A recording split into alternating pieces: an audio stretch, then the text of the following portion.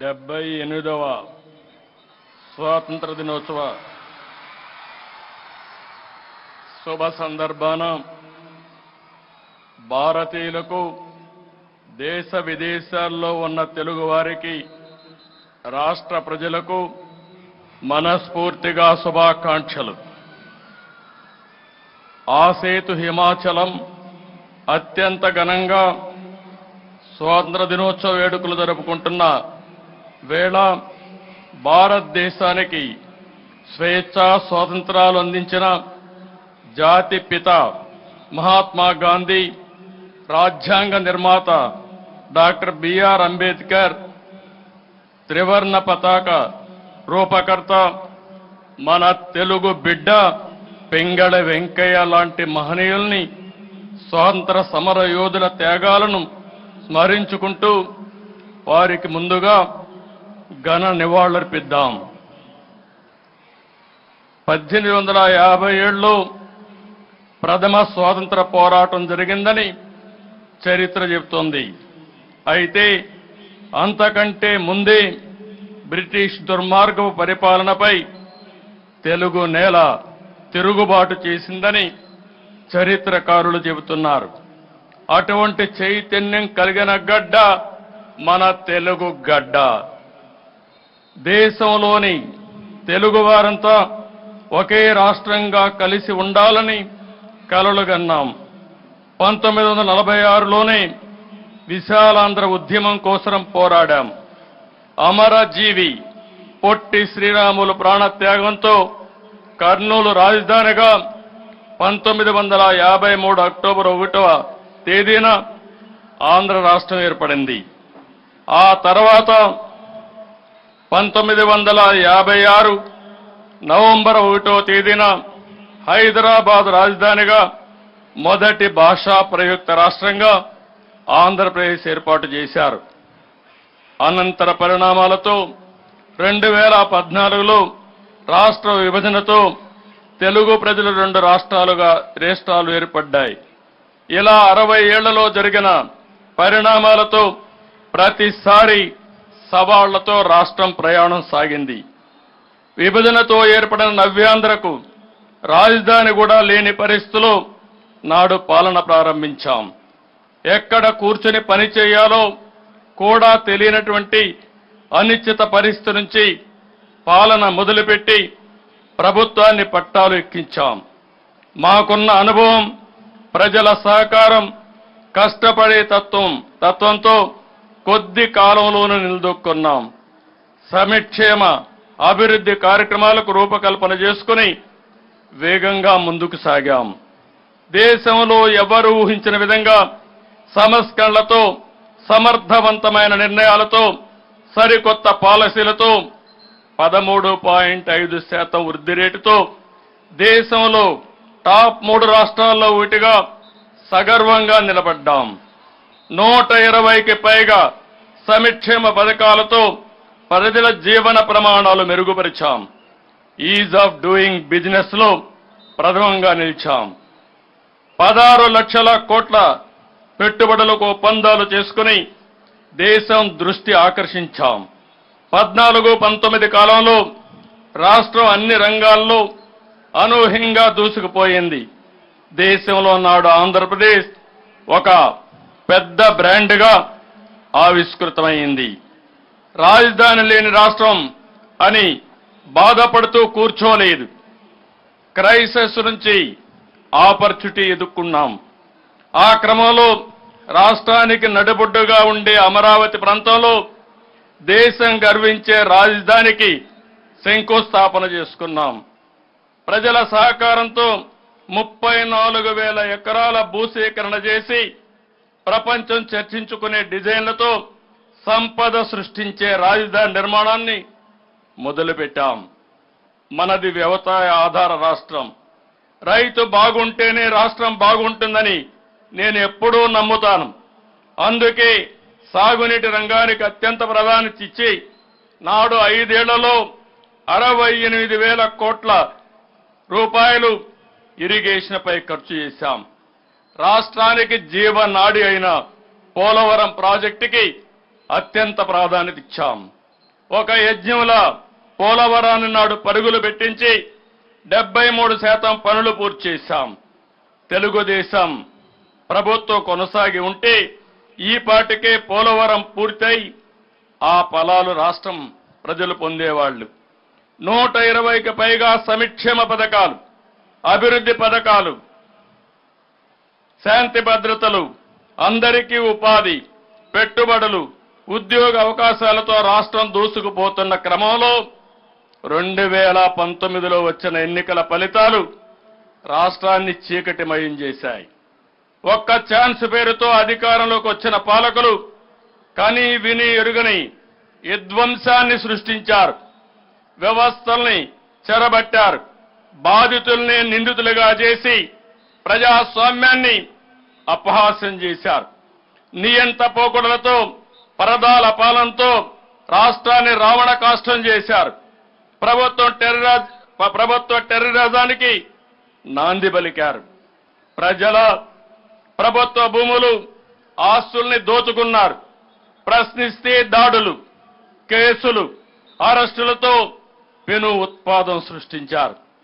ప్రజావేదిక ధ్వంసంతో ప్రారంభమైన నాటి విధ్వంస పాలనలో సంపద సృష్టి, ఉపాధి కల్పన కేంద్రమైన ప్రజా రాజధాని అమరావతిని పురిట్లోనే చంపే ప్రయత్నం చేశారు. ల్యాండ్, శాండ్, వైన్, మైన్, గంజాయి, డ్రగ్స్, ఎర్రచందనం, రేషన్ బియ్యం మాఫియాలతో లక్షల కోట్ల ప్రజాధనాన్ని కొల్లగొట్టారు. పోలవరం ప్రాజెక్టు నాశనం చేసి రాష్ట్ర ప్రజలకు తీరని ద్రోహం చేశారు. 10 లక్షల కోట్ల అప్పులు, అసమర్థ అవినీతి పాలనతో తీవ్ర సంక్షోభాన్ని సృష్టించారు. SC, ST, BC, minority sub plan నిధులు దారి మళ్లించారు. గత ప్రభుత్వ విధ్వంస దోపిడీ విధానాలతో రాష్ట్రం 30 ఏళ్ల ఎన్నికెళ్లిపోయింది. రాష్ట్ర విభజన కంటే కూడా 1924 మధ్య జరిగిన రివర్స్ పాలన వల్లనే రాష్ట్రం ఎక్కువగా నష్టపోయింది.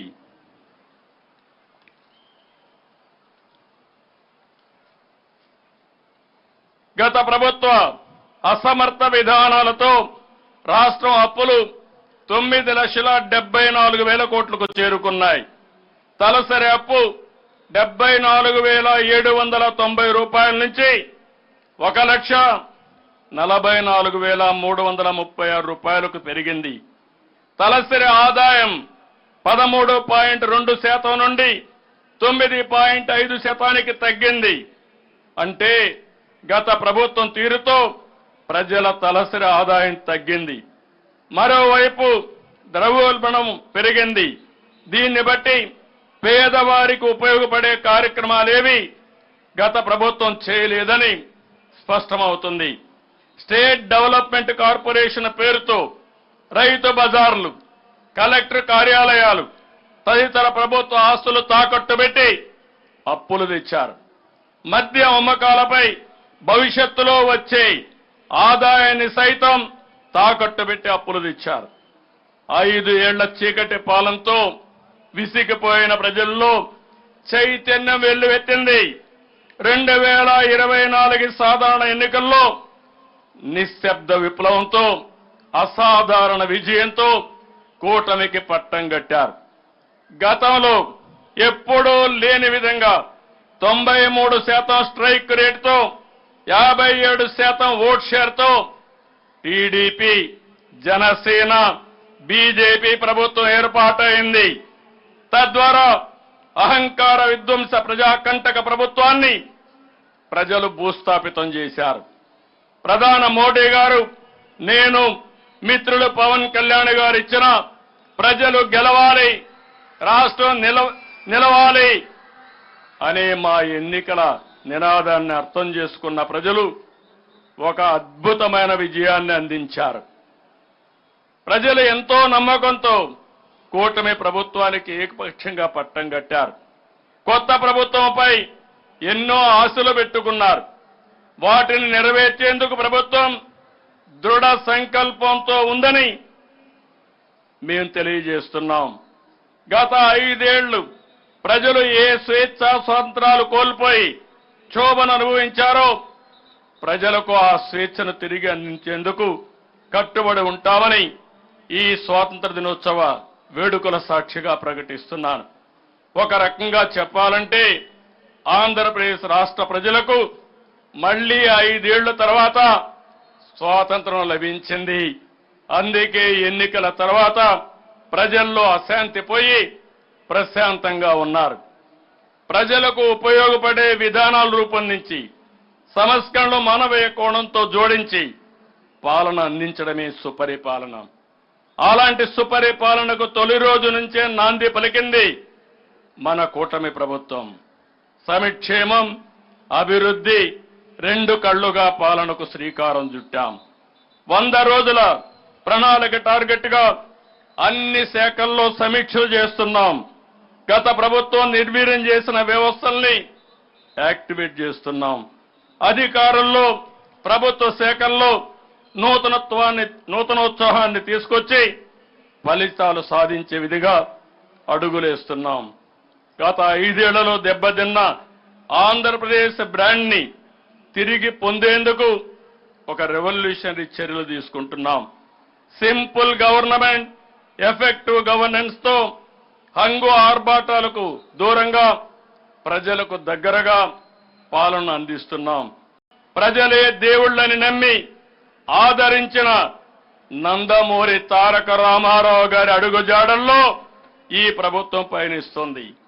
అధికారం అంటే ప్రజలకు సేవ చేయడం, పేదల జీవితాలు మార్చాలని బాధ్యతలు చేపట్టిన తొలి రోజే 5 కీలక అంశాలపై సంతకాలు చేసి మాట నిలబెట్టుకున్నాం. గత 5 ఏళ్లలో ప్రజల కష్టాలు, ఆవేదన, వారి బాధలు చూసి మేనిఫెస్టోకు రూపకల్పన చేశాం. నాడు నేడు అని మాయ మాటలు చెప్పి గత ప్రభుత్వం విద్యా రంగాన్ని తీవ్ర అగాధంలోకి నెట్టేసింది. రంగుల మోజుతో పాఠశాలకు పార్టీ రంగులు వేసుకున్న నాటి ప్రభుత్వం విద్యా ప్రమాణాలకు తిలోదకాలిచ్చింది. ఒక్క టీచర్ పోస్టు కూడా భర్తీ చేయకుండా ప్రభుత్వ విద్యను తీవ్ర సంక్షోభంలోకి నెట్టేసింది. ఎన్నికల్లో ఇచ్చిన హామీ మేరకు అధికారంలోకి వచ్చిన వెంటనే బాధ్యతలు స్వీకరించిన తొలి రోజునే 16,340 పోస్టులతో మెగా డిఎస్సిపై తొలి సంతకం చేసి మా ప్రభుత్వం చిత్తశుద్ధి నిరూపించుకున్నాం. ఇప్పటికే ప్రక్రియ మొదలుపెట్టాం. ప్రజలకు భూమితో ఉండే అనుబంధం విడదీయరానిది. ప్రతి కుటుంబానికి భూమి అనేది ఒక భరోసా, వారి బిడ్డల భవిష్యత్తుకు ఆసరా. అందుకే ప్రతి ఒక్కరూ భూమిని ప్రాణంగా చూసుకుంటారు.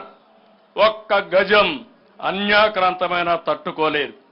అయితే గత 5 ఏళ్ల కాలంలో మన రాష్ట్రంలో ఎప్పుడూ లేని విధంగా జరిగిన భూ కబ్జాలు, దోపిడీలు, రికార్డుల మార్పు, రీసర్వేతో తెచ్చిపెట్టిన కొత్త కష్టాలతో ప్రజలు తీవ్ర సంక్షోభంలో చిక్కుకున్నారు.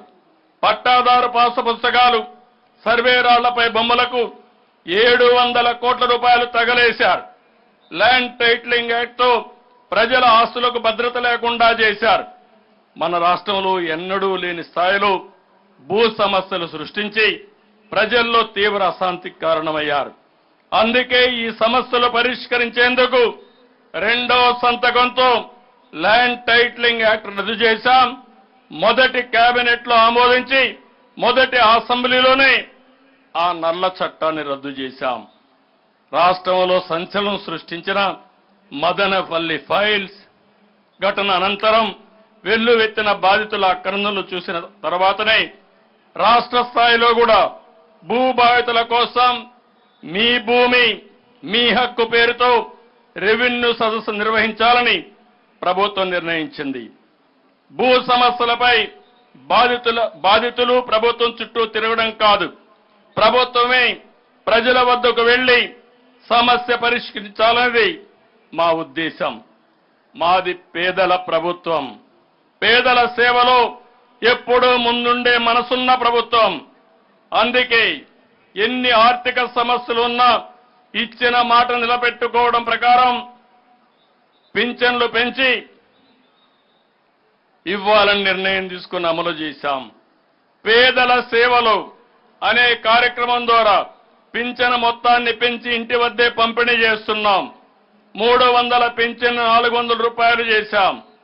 దివ్యాంగులకు ఇచ్చే పింఛను 6000 చేశాం. దీర్ఘకాలిక వ్యాధిగ్రస్తులకు 15,000 రూపాయలు పింఛను అందించి అండగా నిలిచాం. ఎన్నికల్లో ప్రకటించినట్లు పెంపును ఏప్రిల్ నుంచి అమల్లోకి తెచ్చి 7,000 రూపాయలు పింఛను మొత్తాన్ని జూలై 1వ తేదీన లబ్ధిదారులకు అందజేశాం. ఆగస్టు 1వ తేదీన తొలి రోజే 97% పైగా పింఛన్లు పంపిణీ చేసి రికార్డు సృష్టించాం. వాలంటీర్లు లేకపోతే పింఛన్లు సాధ్యం కాదని, పంపిణీ సాధ్యం కాదని నాటి ప్రభుత్వం 36 మంది వృద్ధుల ప్రాణాలు తీస్తే మీ కూటమి ప్రభుత్వం అసాధ్యాన్ని సుసాధ్యం చేసి చూపించింది. పేద ప్రజలకు ఆర్థిక భరోసా ఇచ్చేందుకు ప్రతి నెల 2,737 కోట్ల చొప్పున ఏడాదికి 33,000 కోట్లు, 5 ఏళ్లలో 1,64,000 కోట్ల రూపాయలు కేవలం పింఛను కోసమే ఖర్చు చేస్తున్నాం. వృద్ధులు, దివ్యాంగులు, అభాగ్యులకు ఆర్థిక భరోసా మాకు ఆర్థిక భారం కాదని, పేదల సేవలో మేము ఎప్పుడూ ముందుంటామని మరొక్కసారి తెలియజేస్తున్నా. ఆకలితో ఉన్న వారికి ఇంత అన్నం పెడితే అంతకంటే తృప్తి మరేముంటుంది. అందుకే నాడు అన్నా క్యాంటీన్లు ప్రారంభించాం. కేవలం 5 రూపాయలకి కడుపు నిండా భోజనం పెట్టాలన్న ఆలోచన నుంచి పుట్టింది అన్నా క్యాంటీన్. తిరుమలలో అన్న ఎన్టీఆర్ ప్రారంభించిన ఉచిత భోజనం పథకం, డొక్కా సీతమ్మ అన్నదాన కార్యక్రమం నుంచి స్ఫూర్తిని పొంది అన్నా క్యాంటీన్ పథకం తీసుకొచ్చాం. రోజుకు సగటున 1,40,000 నుంచి రోజు సగటున 1,41,000 మంది 5 రూపాయలకే తృప్తిగా భోజనం చేసేవారు. అలాంటి అన్నా క్యాంటీన్లపై కక్ష సాధించి నిర్దాక్షిణ్యంగా తొలగించి ప్రజలకు తీరని ద్రోహం చేసింది గత ప్రభుత్వం. అయితే మళ్లీ పేదవాడి కడుపు నింపాలనే మంచి ఆలోచనతో నేటి నుంచి అన్నా క్యాంటీన్లు 100 ప్రారంభిస్తున్నాం. మొత్తం 203 అన్నా క్యాంటీన్లు ఏర్పాటు చేస్తాం. గిరిజన ప్రాంతాల్లోని అన్ని మండల కేంద్రాల్లో అన్నా క్యాంటీన్లు ఏర్పాటు చేస్తామని ఈ సందర్భంగా ప్రకటిస్తున్నాం. ఈ అన్నదాన కార్యక్రమంలో ప్రజలు కూడా భాగస్వాములు కావాలని కోరుకుంటున్నాను. నలుగురికి అన్నం పెట్టే కార్యక్రమంలో విరాళాలిచ్చి ఆ మంచిలో మీరు భాగస్వాములు కావాలని ఈ సందర్భంగా పిలిపిస్తున్నాను. మీ పుట్టినరోజు, మీ పెళ్లి రోజు, మీ ఇంట్లో శుభకార్యం జరిగిన రోజున మీరు విరాళం ఇస్తే మీ పేరును అక్కడ ప్రదర్శించి మీ పేరుతో ఆ రోజు ఆ అన్నా క్యాంటీన్ ద్వారా పేదలకు భోజనం పెడతాం. ఎవరు ఎంత విరాళం ఇచ్చారనే దానికంటే ప్రజల్లో ఒక స్ఫూర్తి తీసుకొచ్చేందుకు ఈ పిలుపునిస్తున్నాను. ప్రజల భాగస్వామ్యంతో ఎల్లకాలం కొనసాగేలా ఈ కార్యక్రమాన్ని రూపొందిస్తున్నాం. యువతకు అవకాశాలు సృష్టిస్తే అద్భుతాలు సాధిస్తారు. అయితే యువత ఉన్నత విద్య అభ్యసించిన దానికి తగ్గట్టు ఉద్యోగాలు రాకపోవడానికి ప్రధాన కారణం తగిన నైపుణ్యం లేకపోవడమే. పరిశ్రమలకు అవసరమైన నైపుణ్యాన్ని పొందితే మంచి జీతాలతో ఉద్యోగాలు వస్తాయి. అందుకే తొలిసారిగా ప్రపంచంలోనే నైపుణ్య గణనకు శ్రీకారం చుట్టాం. రాష్ట్రంలో 3,54,00,000 మందికి నైపుణ్య గణన చేపట్టి వారిలో నైపుణ్యాలు పెంచి మెరుగైన ఉపాధి అవకాశాలు లభించేలా కార్యాచరణ అమలు చేస్తాం. మన ప్రభుత్వం పేదల సంక్షేమాన్ని కాక్షించే ప్రభుత్వం. అందుకే నిర్మాణ రంగ కార్మికుల ఉపాధిని దృష్టిలో పెట్టుకుని ఉచిత ఇసుక విధానం అమల్లోకి తెచ్చాం. గత ప్రభుత్వం ఇసుక దోపిడీతో నిర్మాణ రంగాన్ని తీవ్ర సంక్షోభంలోకి నెట్టేసింది. గత ప్రభుత్వం ఇసుక దోపిడీపై సిబిసిఐడి విచారణకు జరిపిస్తాం. కూటమి ప్రభుత్వం ఏర్పాటు అయిన వెంటనే ఉచిత విధానంపై నిర్ణయం తీసుకున్నాం. ఇసుక దోపిడీకి చెల్లు చీటీ పాడి రాష్ట్రంలో 40 లక్షల మంది భవన నిర్మాణ కార్మికులకు భరోసా కల్పిస్తున్నాం. నిర్మాణ రంగం బాగుంటే లక్షల మంది కుటుంబాలు ఉపాధి ఉద్యోగ అవకాశాలు లభిస్తాయి. అందుకే ప్రభుత్వ ఆదాయాన్ని కూడా వదులుకుని ఉచిత ఇసుక విధానం మొదలు పెడతాం. వార్డు సచివాలయ ద్వారా ఇసుకను ఆర్డర్ చేసుకుని పొందే వెసులుబాటును కల్పిస్తున్నాం. మరింత పగడ్బందీగా ఉచిత ఇసుక పాలసీని అమలు చేస్తాం. ప్రభుత్వ ఉద్యోగాలంటే ప్రభుత్వంలో భాగస్వాములు. ప్రభుత్వం ఏ కార్యక్రమం చేపట్టినా దాన్ని విజయవంతంగా అమలు చేసి ప్రజలకు మంచి చేసేది ఉద్యోగులు, అధికారులే. అలాంటి వారికి హక్కుగా రావాల్సిన జీతాలు గత 5 ఏళ్లలో వారికి సమయానికి అందలేదు. నేడు కూటమి ప్రభుత్వం వచ్చాక 1వ తేదీనే వారి బ్యాంక్ ఖాతాల్లో జీతాలు పడుతున్నాయి. రిటైర్డ్ ఉద్యోగుల పెన్షన్లు అండదండలతో వారి ఆనందానికి ఈరోజు మనం చూడగలుగుతున్నాం. అభివృద్ధి, సంక్షేమం, సామాజిక న్యాయం, సూపర్ 6 పేరుతో 6 హామీలు తీసుకొచ్చాం. వీటిలో కొన్నింటిని ఇప్పటికే శ్రీకారం చుట్టాం. మిగిలిన వాటిని త్వరలో అమలు చేస్తాం. ప్రజల జీవన ప్రమాణాలు పెంచే విధంగా కూటమి ప్రభుత్వ నిర్ణయాలు, పథకాలు, పాలసీలు ఉంటాయని మరొక్కసారి తెలియజేస్తున్నాను. మన ప్రభుత్వం ఏర్పడిన నాటికి రాష్ట్ర పరిస్థితి ఏ స్థాయిలో ఉందో ప్రజలకు వివరించేందుకు అధికారంలోకి రాగానే 7 అంశాలపై శ్వేతపత్రాలు విడుదల చేశాం. పోలవరం ప్రాజెక్ట్, అమరావతి రాజధాని, విద్యుత్, శాంతి భద్రతలు, మద్యం, పర్యావరణం, ఆర్థిక శాఖలపై శ్వేతపత్రాలు విడుదల చేసి ప్రస్తుత పరిస్థితులు, భవిష్యత్ కార్యాచరణ ప్రణాళికపై కూలంకుషంగా చర్చించాం. రానున్న రోజుల్లో కూడా క్షేత్రస్థాయిలో వీటిపై చర్చిస్తాం. ఇసుక దోపిడీ ఎలా జరిగింది, మద్యం పాలసీ ద్వారా ఎలా దోచుకున్నారో ప్రజలకు వివరిస్తాం. సహజ వనరుల దోపిడీని బహిర్గతం చేస్తాం. తప్పు చేసిన ఏ ఒక్కరిని వదిలిపెట్టాం. అందుకే నాటి అక్రమాలపై లోతైన దర్యాప్తు చేయాలని ఆదేశించాం. అక్రమార్కుల్ని శిక్షించి తీరుతాం. కేంద్ర బడ్జెట్లో రాష్ట్రానికి కేటాయింపులపై కేంద్ర ప్రభుత్వానికి ఈ సందర్భంగా కూటమి ప్రభుత్వం నుంచి ధన్యవాదాలు తెలియజేస్తున్నాను. ఈ ఏడాదికి రాజధానికి 15,000 కోట్ల ప్రత్యేక ఆర్థిక సహాయాన్ని కేంద్రం ప్రకటించింది. పోలవరం నిర్మాణానికి హామీ ఇచ్చింది.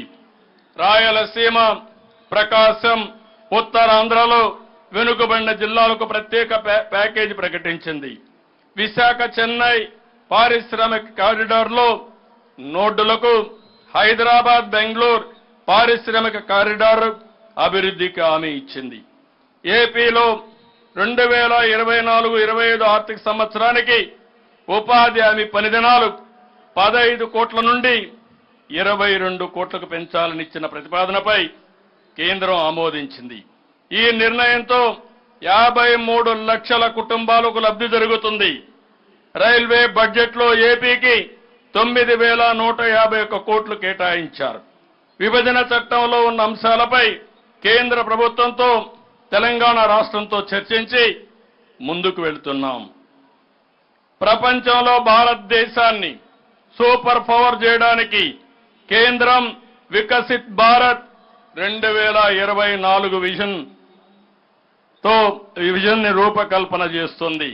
ఈ వికసిత్ భారత్ ప్రయాణంలో భాగస్వామి కావడానికి ఆంధ్రప్రదేశ్ అన్ని విధాలా సిద్ధంగా ఉందని ఈ సందర్భంగా నేను తెలియజేస్తున్నాను.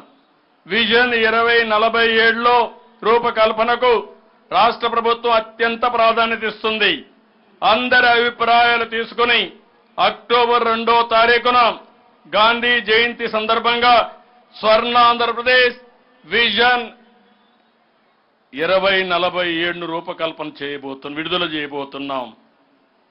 పబ్లిక్ పాలసీలని బలంగా విశ్వసించే వ్యక్తిని నేను. ఒక పాలసీ ప్రజల జీవితాల్ని, రాష్ట్ర ప్రగతిని మారుస్తుంది అని నేను గట్టిగా నమ్ముతాను. దేశంలో వచ్చిన 1991 ఆర్థిక సంస్కరణ తర్వాత దేశం గమనం మారిపోయింది. వాటిని అందిపుచ్చుకొని ఉమ్మడి ఆంధ్రప్రదేశ్లో తీసుకున్న నిర్ణయాలు, అమలు చేసిన పాలసీలు అద్భుత ఫలితాలు ఇచ్చాయి. సైబరాబాద్ నిర్మాణంలో నాలెడ్జ్ ఎకానమీతో సంపద సృష్టించాం. నాడు హైదరాబాద్లో ముందు చూపుతో మొదలుపెట్టిన ప్రాజెక్టులను తర్వాత ప్రభుత్వాలు కొనసాగించాయి. దీంతో విజన్ 2020 అనేది ముందుగానే పూర్తి స్థాయి ఫలితాలు ఇచ్చింది. నేడు తెలంగాణ రాష్ట్రం దేశంలో అధికంగా తలసరి ఆదాయం పొందుతుంది. అంటే దానికి కారణం ఉమ్మడి రాష్ట్రంలో మేము తెచ్చిన పాలసీలేనని సగర్వంగా చెబుతున్నాను. ప్రపంచంతో పోటీ పడే నగరంగా హైదరాబాద్ ఆవిష్కృతం అవ్వడం వెనుక ప్రధాన కారణం మనం అవలంబించిన ప్రభుత్వ విధానాలే. మన భారతీయులు, తెలుగు ప్రజలు ఇప్పుడు గ్లోబల్ సిటిజన్స్ నుంచి గ్లోబల్ లీడర్లు అవుతున్నారు. నాలెడ్జ్ ఎకానమీలో మన యువత దూసుకుపోతున్నారు. అమెరికాలో ఉండే ఇండియన్స్ తలసరి ఆదాయం $1,19,000 కాగా, అమెరికాలో ఉండే వైట్ అమెరికన్ తలసరి ఆదాయం $65,000 మాత్రమే ఉంది. అమెరికాలో అత్యధిక తలసరి ఆదాయం ఆర్జిస్తున్న ఇండియన్స్ లో అగ్రభాగాన మన తెలుగు వాళ్ళని చెప్పడానికి నేనెంతో సంతోషిస్తున్నాను. రాష్ట్ర సమగ్రాభివృద్ధి కోసం రానున్న రోజుల్లో నిర్దిష్టమైన విధానాలతో పాలన సాగించబోతున్నాం. సమర్థవంతమైన నిర్ణయాలతో, నూతన ఆలోచనలతో 15% వృద్ధి రేటు సాధించడమే లక్ష్యంగా దృఢ సంకల్పంతో అడుగులేస్తున్నాం. దేవుని దయ వల్ల ఈసారి సాగునీటి ప్రాజెక్టులకు జూలై నెలలోనే జలకళ వచ్చింది. ఇది రాష్ట్రానికి, రైతాంగానికి శుభ సూచకం. కృష్ణా నదిపై ఉన్న ప్రాజెక్టులన్నీ నిండాయి. సమర్థ నీటి నిర్వహణ ద్వారా అన్ని ప్రాంతాలకు సాగునీరు అందించే ప్రయత్నం చేస్తున్నాం. నీటి విలువ తెలిసిన మా ప్రభుత్వం ప్రతి నీటి బొట్టును ఒడిసి పట్టుకుని పొలాలకు అందించే ప్రణాళికని రూపకల్పన చేసుకుంటున్నాం.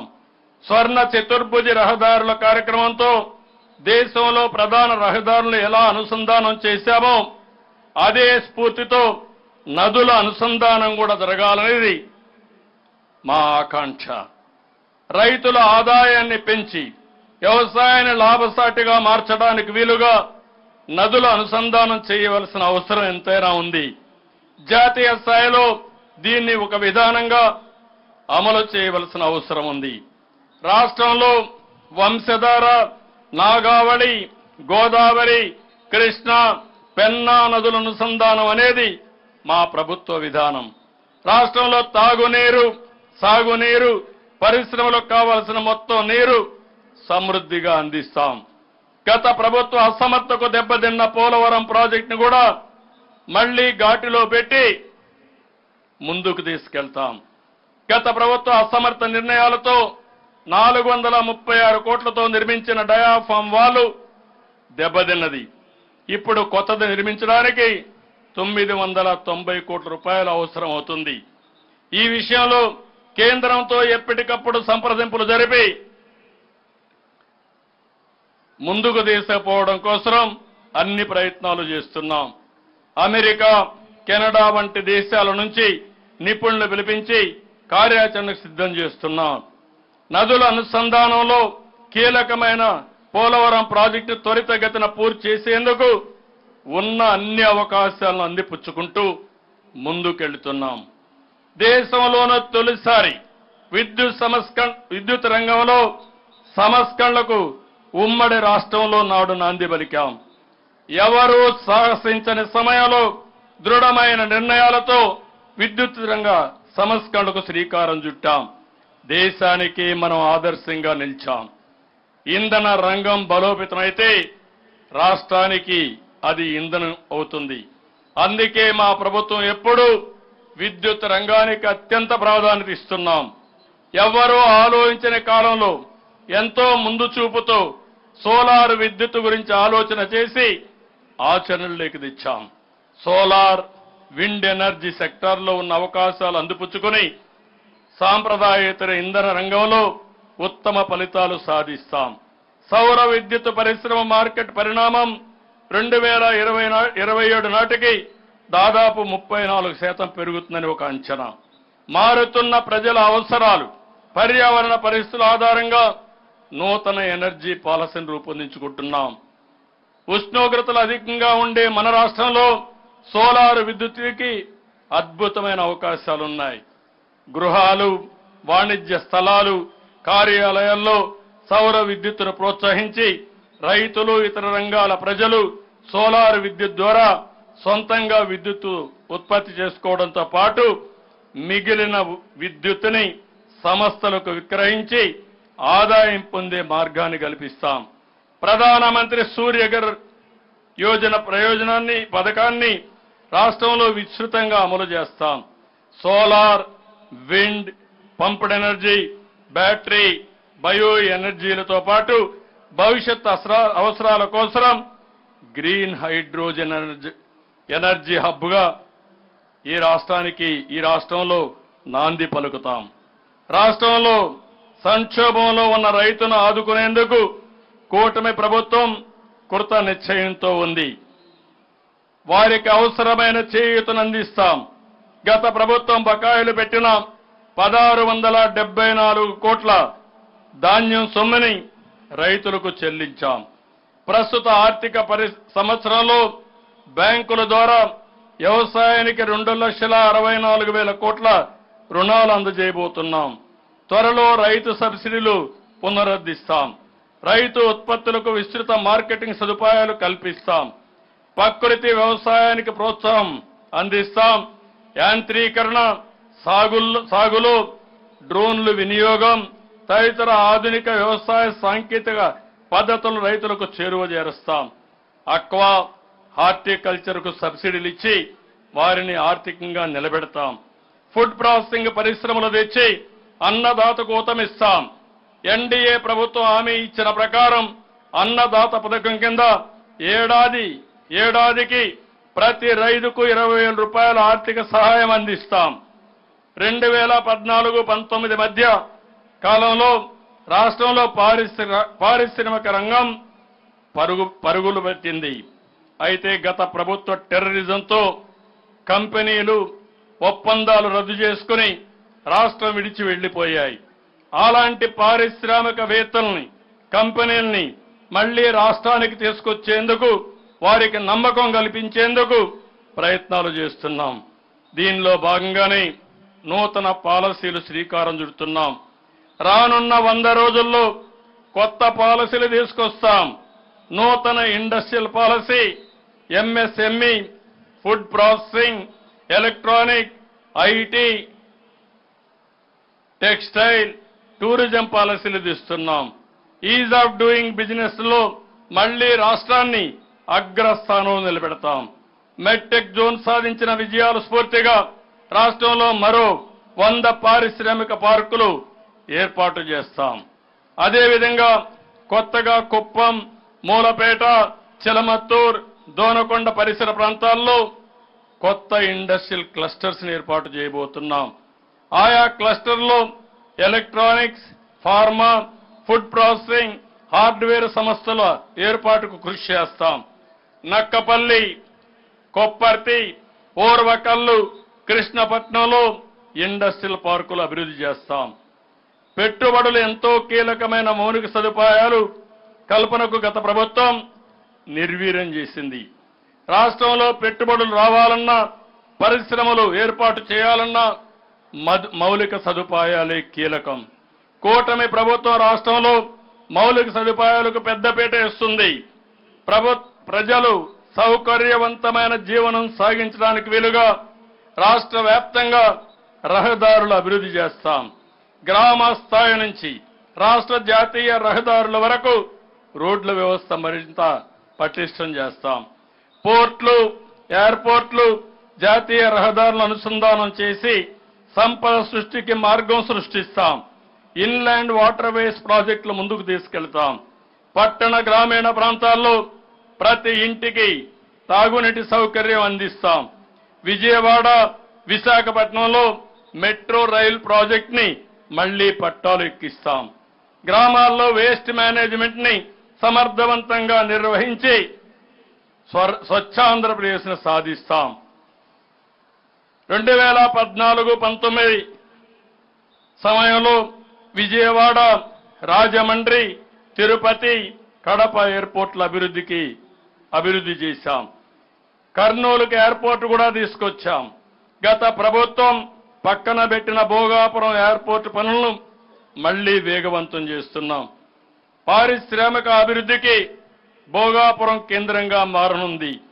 వీటితో పాటు కొత్తగా కుప్పం, దగదుర్తి వంటి చోట్ల విమానాశ్రయాలు, ఎయిర్ స్ట్రిప్లు సిద్ధం చేస్తున్నాం. రాష్ట్రానికి 974 కిలోమీటర్లు సుదీర్ఘ తీర ప్రాంతం ఉంది. దీన్ని సద్వినియోగం చేసుకునేందుకు నాటి తెలుగుదేశం ప్రభుత్వం పోర్టుల నిర్మాణానికి ముందడుగు వేసింది. తర్వాత వచ్చిన ప్రభుత్వం రివర్స్ నిర్ణయాలతో మళ్లీ వెనక్కి పంపింది. పోర్టుల ఆర్థిక ఉపాధి కేంద్రాలుగా మారతాయి. అందుకే మళ్లీ కూటమి ప్రభుత్వం పోర్టుల సత్వర నిర్మాణంపై దృష్టి పెట్టింది. సాధ్యమైనంత తొందరలో మచిలీపట్నం, మూలపేట, రామాయపట్నం పోర్టులను పూర్తి చేస్తాం. రాష్ట్రంలో కరోనా కంటే నాటి ప్రభుత్వ అసమర్థత వల్లనే టూరిజం రంగానికి ఎక్కువ నష్టం జరిగింది.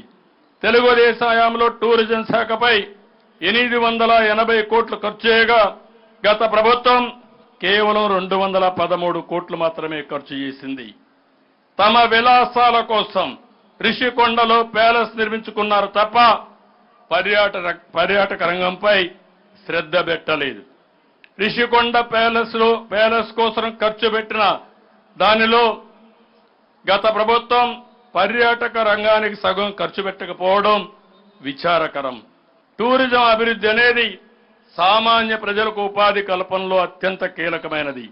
మళ్లీ పర్యాటక రంగానికి మన ప్రభుత్వం పూర్వ వైభవం తీసుకొస్తుంది.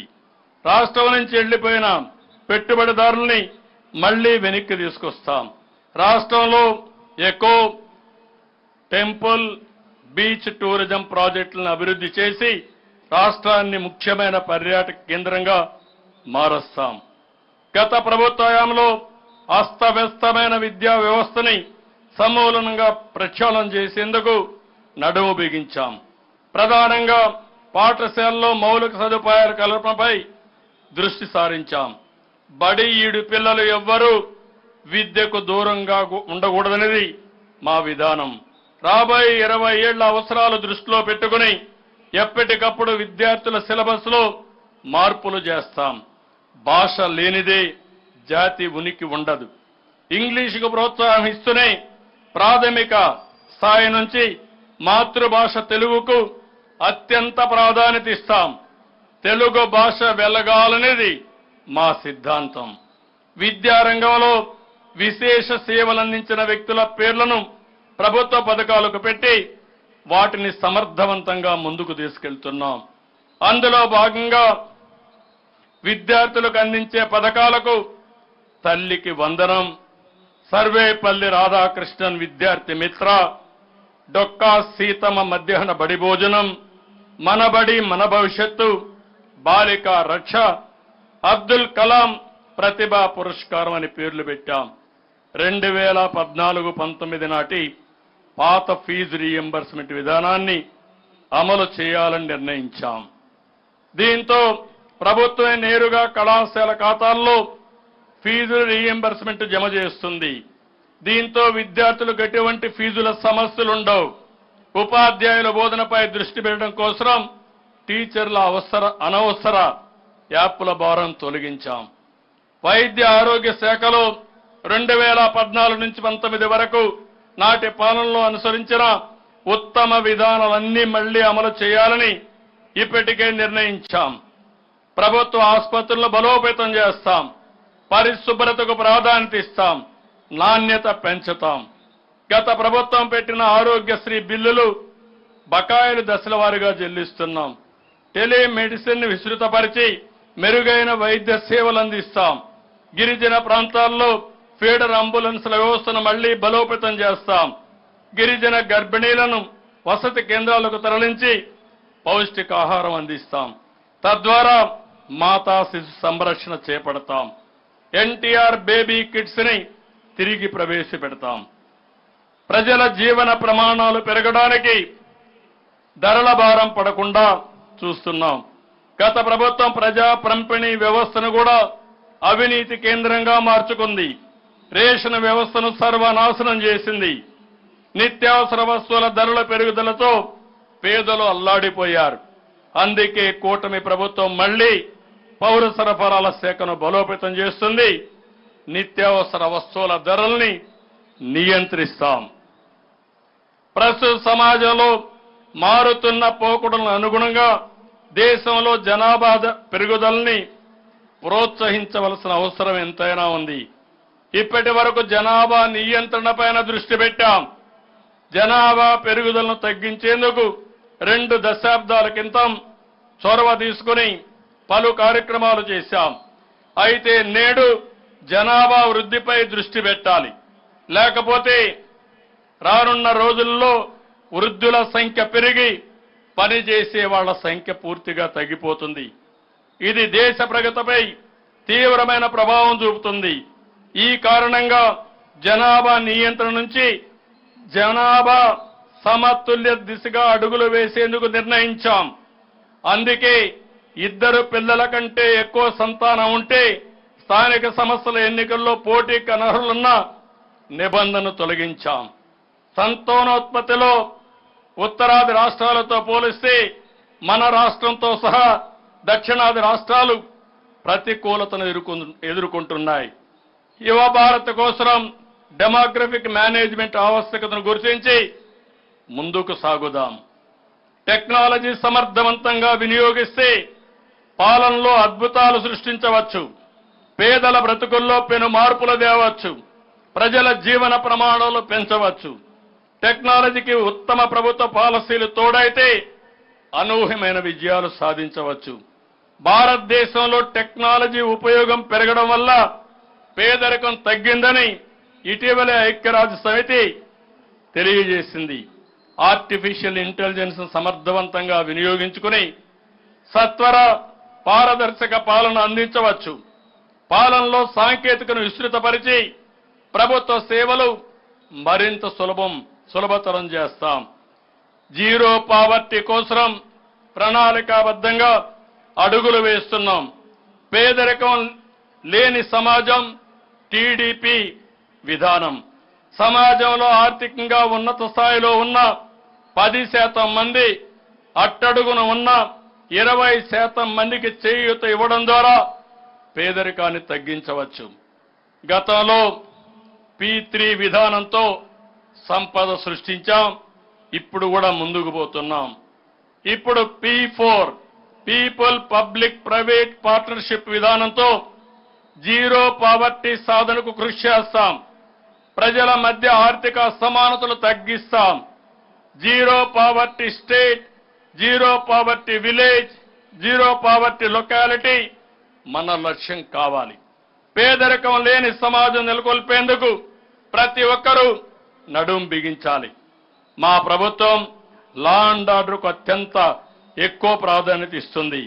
ఈ విషయంలో జీరో టాలరెన్స్ అని స్పష్టం చేస్తున్నాను.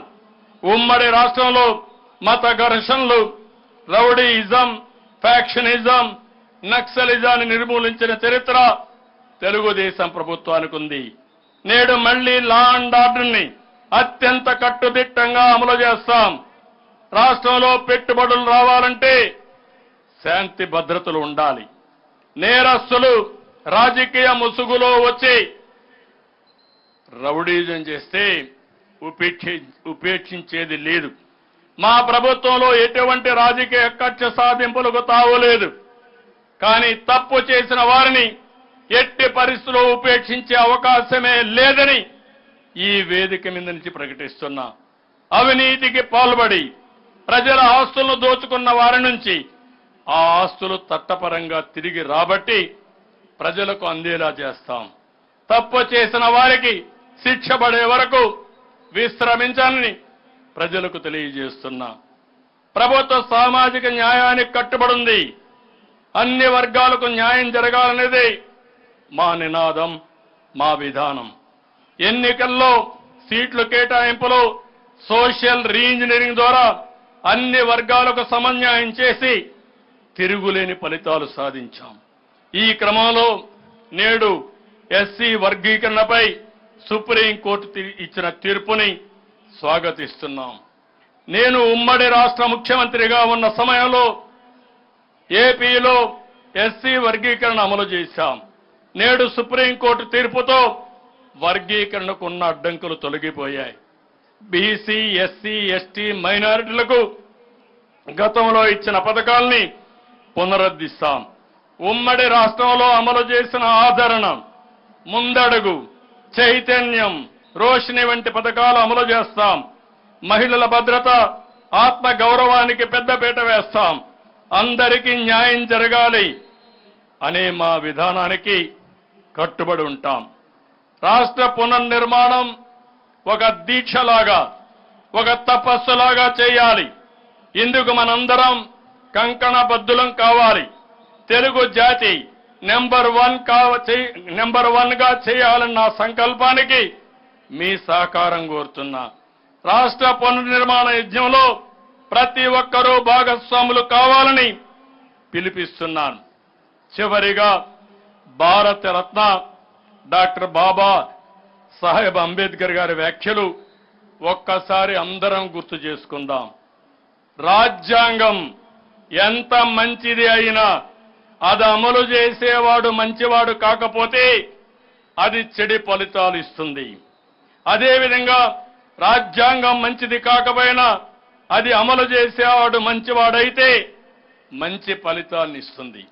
మళ్ళా ఒకసారి చెప్తున్నాను, రాజ్యాంగం ఎంత మంచిదైనా అది అమలు చేసేవాడు మంచివాడు కాకపోతే అది చెడు ఫలితాలు ఇస్తుంది. అదేవిధంగా రాజ్యాంగం మంచిది కాకపోయినా అమలు చేసేవాడు మంచివాడైతే మంచి ఫలితాలు ఇస్తుంది. ఇది ఒక రాజకీయ నాయకులకే కాదు, అన్ని రంగాలకు వర్తిస్తుంది. ఈ విషయం మనం గుర్తుపెట్టుకోవాల్సిన అవసరం ఉంది. రాజ్యాంగంతో పాటు ఇప్పుడు పాలకులు మంచివారే కాబట్టి ప్రజలకు 100% మంచే జరుగుతుంది. మంచి చేసే మా ప్రభుత్వానికి మీ ఆశీస్సులు సదా ఉండాలని కోరుకుంటూ మరొక్కసారి మీ అందరికీ 78వ స్వాతంత్ర దినోత్సవ శుభాకాంక్షలు. జై హింద్, జై హింద్.